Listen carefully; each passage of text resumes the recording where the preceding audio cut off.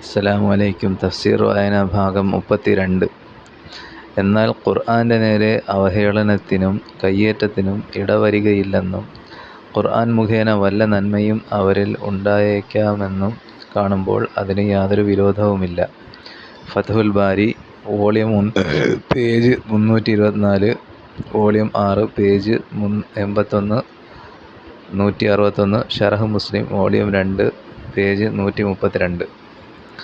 ഖുർആനിലെ പദങ്ങളുടെയും അക്ഷരങ്ങളുടെയും ഉച്ചാരണമുറകൾ, അക്ഷരങ്ങൾ പരസ്പരം കൂട്ടി വായിക്കുമ്പോഴത്തെ സ്വരവ്യത്യാസങ്ങൾ, നീട്ടൽ, കുറയ്ക്കൽ, മണിക്കൽ, എടുപ്പ്, വെപ്പ് എന്നിങ്ങനെയുള്ള പലതിനെയും ശാസ്ത്രീയമായ രീതിയിൽ വിവരിക്കുന്നതും മുൻഗാമികളായ മഹാന്മാരിൽ നിന്നും മുഖാമുഖമായും നിവേദനമാർഗേണയും അറിയപ്പെട്ടിട്ടുള്ള വായനാ നിയമങ്ങൾ വിവരിക്കുന്നതുമായ പല ഗ്രന്ഥങ്ങളും പലരും രചിച്ചിട്ടുണ്ട്. ഇൽമുൽ ഖുർആൻ വ തജ്വീദ്. ഖുർആൻ വായനയുടെയും നന്നായി വായിക്കുന്നതിൻ്റെയും ശാസ്ത്രം എന്ന പേരിൽ ഒരു ഇസ്ലാമിക ശാസ്ത്ര വിഭാഗം തന്നെ നിലവിലുണ്ട്. അറബി ഭാഷാ ഗ്രന്ഥങ്ങൾ വായിക്കുന്നതിൽ സാധാരണ ഗൗനിക്കേണ്ടതില്ലാത്ത എത്രയോ കാര്യങ്ങൾ ഖുർആൻ പാരായണത്തിൽ ഗൗനിക്കേണ്ടതായുണ്ട്.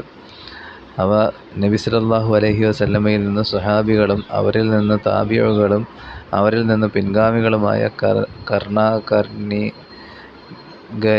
പഠിച്ചു വന്ന പാരമ്പര്യ വിജ്ഞാനങ്ങളത്രേ. ചുരുക്കിപ്പറയുന്ന പക്ഷം ഖുർആൻ പാരായണ നിയമങ്ങൾ ഒട്ടും അറിയാത്തവന് ഖുർആൻ ശരിക്കും വായിക്കുവാൻ സാധിക്കുകയില്ല.